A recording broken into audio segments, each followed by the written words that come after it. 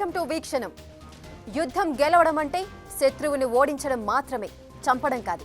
సరిగ్గా ఇదే స్ట్రాటజీని భారత్ ఇప్పుడు ఫాలో అవబోతుందా అన్న చర్చ జరుగుతోంది. రక్తం చిందించకుండా, బుల్లెట్ పేల్చకుండా పాకిస్తాన్కు ఎలా బుద్ధి చెప్పాలో అన్ని వ్యూహాలను రెడీ చేసి పెడుతున్నారు. అసలు ఊపిరి సలపకుండా చేయడం ఈ ఆపరేషన్ ముఖ్య ఉద్దేశం. టూరిస్టులను ఎలా తూటాలు పేల్చి చంపారో అంతకు మించి బాధ అనుభవించేలా ఖతర్నాక్ ప్లాన్ నడుస్తోంది.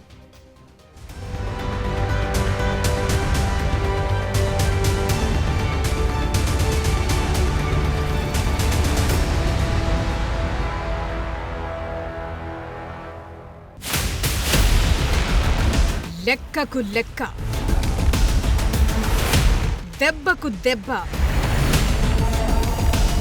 ముందుంది అస్సలు పంజా. ప్రతీకారమే ఎజెండా, ప్రపంచమంతా చూసేలా. ఎవరు ఊహించని రిప్లైకి రెడీ. जिन्होंने ये हमला किया है उन आतंकियों को और इस हमले की साजिश रचने वालों को उनकी कल्पना से भी बड़ी सजा मिलेगी. యుద్ధాల విషయంలో భారత్కు ఓ నియమం ఉంది. అదేంటంటే తనంతట తానుగా ఏ దేశంపై భారత్ దండెత్తదు.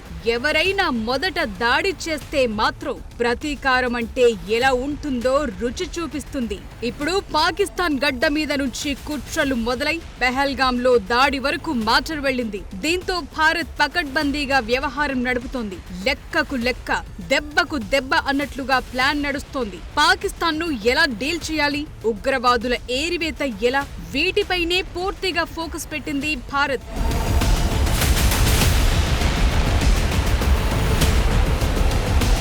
భారత్ పాక్ సరిహద్దుల్లో ఇప్పటికే యుద్ధ మేఘాలు కమ్ముకున్నాయి. బలగాల మోహరింపు నడుస్తోంది. పైకి పాక్ గాంభీర్యంగా ఉన్నా లోపల మాత్రం వణుకు మొదలైంది. భారత్ను ఎదుర్కొని నిలబడే కెపాసిటీ అస్సలే లేదు. దాయాది నమ్ముకున్న దేశాలు వెంట వస్తాయన్న గ్యారంటీ లేదు. వీటికి తోడు అంతర్గత తిరుగుబాట్లు, ఆర్థిక రాజకీయ సంక్షోభాలు. ఎలా చూసినా పాకిస్తాన్ యుద్ధానికి రెడీగా లేదు. అందుకే చచ్చిన పామును ఎలా డీల్ చేయాలో భారత్ భారీ స్ట్రాటజీ రెడీ చేసి పెట్టింది. ఎందుకంటే చిన్న పామునైనా పెద్ద కర్రతో కొట్టాలంటారు కదా, అలాంటిదే ఇది.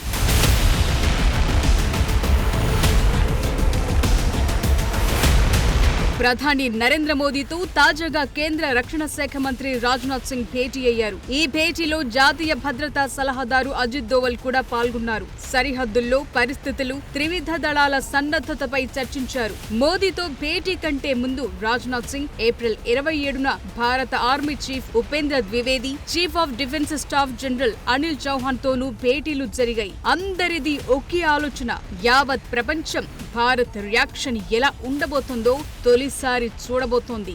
ఆ రియాక్షన్ ఏంటన్నదే ఇప్పుడు టాప్ సీక్రెట్. అందుకే ప్రధాని మోదీ ఇదే మాట చెప్పారు. భారత్ ప్రతీకారం ఎలా ఉంటుందో అంతా చూస్తారన్నారు.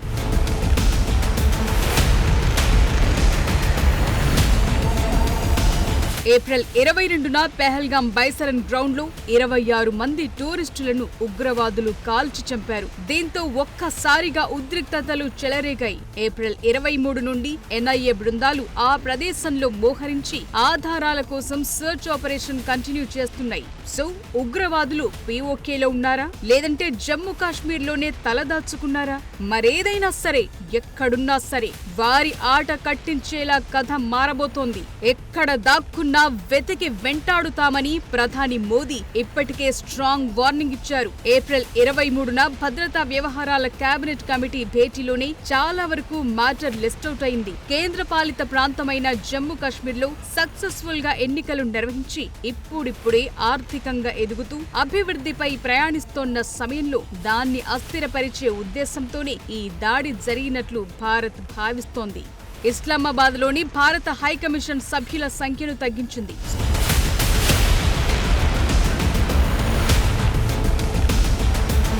సో పాకిస్తాన్ను అంతర్జాతీయంగా ఒంటరి చేయటమే లక్ష్యంగా కథ నడుస్తోంది. ఢిల్లీలోని పాకిస్తాన్ హై కమిషన్ లో ఉన్న మిలిటరీ దౌత్యవేత్తను వారంలో దేశం విడిచి వెళ్లాలన్నారు. పాక్ తాత్కాలిక వీసాదారులకు ఏప్రిల్ 27తో డెడ్ లైన్ పెట్టేశారు. పాకిస్తానీ మెడికల్ వీసాదారులకు ఈ నెల 29న లాస్ట్ డేట్. ఆ లోపు భారత్ వీడి వెళ్లాల్సిందే. మరోవైపు యుఎన్ భద్రతా మండలికి అలాగే 95 దేశాల రాయబారులకు పెహల్గాం దాడిలో పాకిస్తాన్ పాత్రకు సంబంధించిన ఆధారాలను సమర్పించి పాకిస్తాన్ను ఉగ్రవాదానికి మద్దతిచ్చే దేశంగా ఎక్స్పోజ్ చేసింది భారత్.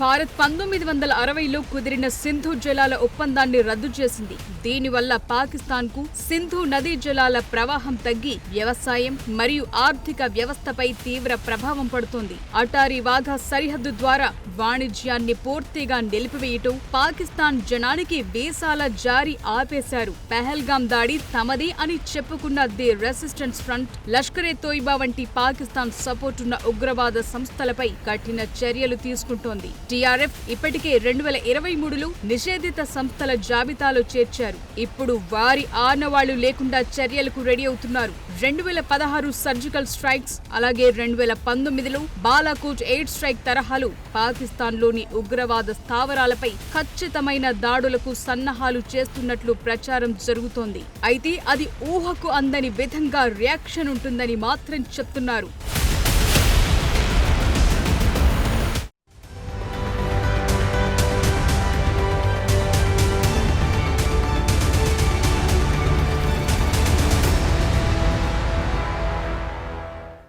పహల్గాం ఉగ్రవాద దాడి తర్వాత ఢిల్లీ పరిణామాలు చాలా వేగంగా మారుతున్నాయి. వరుస మీటింగులతో నెక్స్ట్ ఏం జరుగుతుందన్న ఉత్కంఠ పెరుగుతోంది. పాకిస్తాన్ను అంతర్జాతీయంగా ఒంటరి చేయడం, అన్ని దారులు మూసుకుపోయేలా చేయడమే లక్ష్యంగా కనిపిస్తోంది.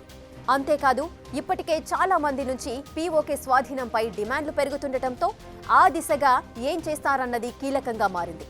మరోవైపు భారత్తో యుద్ధం చేయొద్దని పాక్ మాజీ పీఎం నవాజ్ షరీఫ్ పాక్ పీఎంకు సూచిస్తున్నారంటే సీన్ ఎలా ఉందో అర్థం చేసుకోవచ్చు.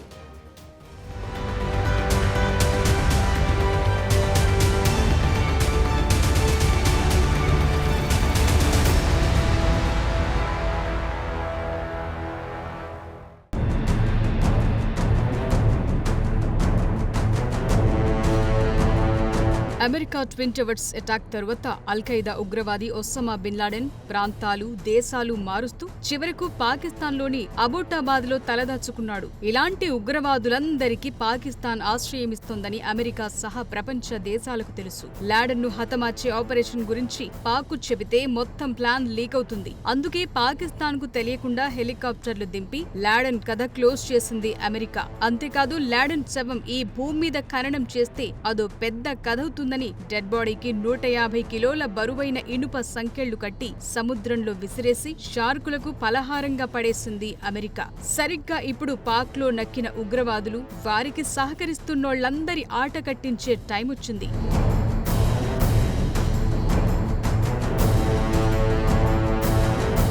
పాకిస్తాన్కు తెలియకుండా ఇస్లామాబాద్కు 30 కిలోమీటర్ల దూరంలో ఉన్న అబోటాబాద్లో అమెరికా ఆర్మీ ఆపరేషన్ చేయటం అంటే మాటలు కాదు. ఒక దేశానికి తెలియకుండా దాడులకు తెగబడటం అంటే కథ ఎలా ఉంటుందో అర్థం చేసుకోవచ్చు. కానీ పాక్ను అమెరికా లైట్ తీసుకుంది. ఆపరేషన్ సక్సెస్ చేసి నోరు మూయించింది. ఇప్పుడు భారత్ కూడా ఆ తరహా యాక్షన్ ప్లాన్ కు రెడీ అవుతుంది. మాటల్లో చెబితే పాకిస్తాన్కు అర్థం కాదు. అందుకే చేతల్లో ఆ దేశం విలవిల్లాడేలా యాక్షన్ ప్లాన్ సిద్ధం చేస్తోంది భారత్. ఇందులో మొదటి ఆప్షన్ యుద్ధం లేకుండా ఓడించేందుకు బహుముఖ వ్యూహాలను ఫాలో అవ్వాలనుకుంటోంది.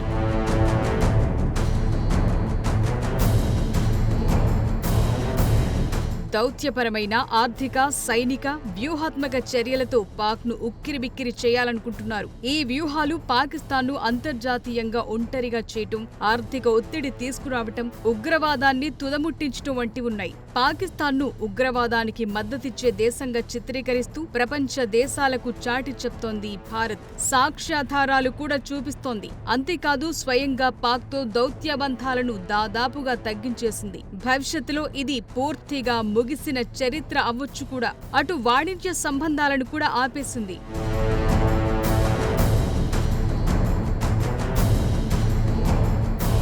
పాకిస్తాన్ చాలా వరకు సింధు నది జలాల ఆధారంగానే బతుకుతోంది. అక్కడి వ్యవసాయానికి ఆధారం సింధు నది జలాలే. అవే లేకపోతే పాక్ లో దిగుబడులు తగ్గి ఆహార సంక్షోభం తలెత్తొచ్చు. పాక్ నీటి సరఫరా తగ్గించేందుకు 3 దశల వ్యూహాన్ని భారత్ ఫాలో అవనుంది. పశ్చిమ నదులైన సింధు, జీలం, చీనాబ్లలో నీటి నిల్వ సామర్థ్యాన్ని పెంచడానికి ఆనకట్టలు, రిజర్వాయర్లు నిర్మిస్తారు. ఇందుకోసం 5 నుంచి 10 ఏళ్ల టైం పట్టొచ్చంటున్నారు. కిషన్ గంగా, రాటిల్ జల విద్యుత్ ప్రాజెక్టులను వేగవంతం చేయటం, భాక్రా నంగల్, సలాల్ వంటి ఇప్పటికే ఉన్న ఆనకట్టల సామర్థ్యాన్ని విస్తరించడం మొదటి వ్యూహం. దీని ప్రకారం పాక్ కు వెళ్లే నీటి ప్రవాహాన్ని 5 నుంచి 10% వరకు తగ్గించే ఛాన్స్ ఉంటుంది. ఇక 2 దశలు సింధు నీటిని పాకిస్తాన్ కు చేరకుండా భారత రాష్ట్రాలైన పంజాబ్, హర్యానా, రాజస్థాన్ వైపు మళ్లించటం. ఇందులో సట్లెజ్, బియాస్ నదుల అనుసంధానం ఉంది. సింధు నది వ్యవస్థలోని పశ్చిమ నదులపై భారత్ కు పూర్తి నియంత్రణ సాధించటం, వరద నియంత్రణ చర్యలను స్వేచ్ఛగా చేపట్టడం 3వ దశలో కీలకంగా ఉండబోతోంది. ఇదంతా జరిగితే పాక్ కేల్ ఖతమే. భారత్ దయాదాక్షిణ్యాలపై ఆధారపడాల్సి వస్తుంది.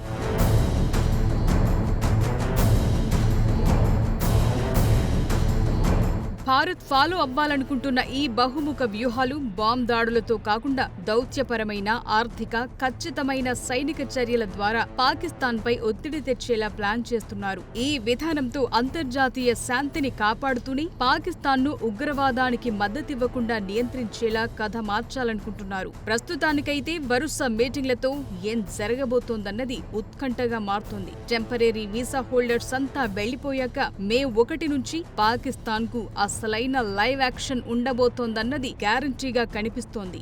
అది ప్లాన్ ఏనా లేదంటే ప్లాన్ బీనా అన్నదే ఉత్కంఠ.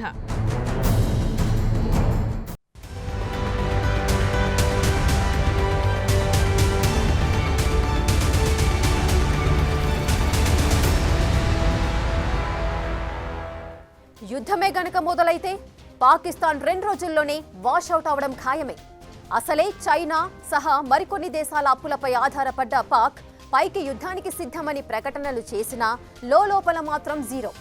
ఉగ్రవాదానికి అడ్డాగా మారిన పాకిస్తాన్ను ఎలా దెబ్బతీస్తారన్నది మే 1 నుంచి క్లారిటీ రాబోతోంది. For more videos like this, subscribe Big TV channel.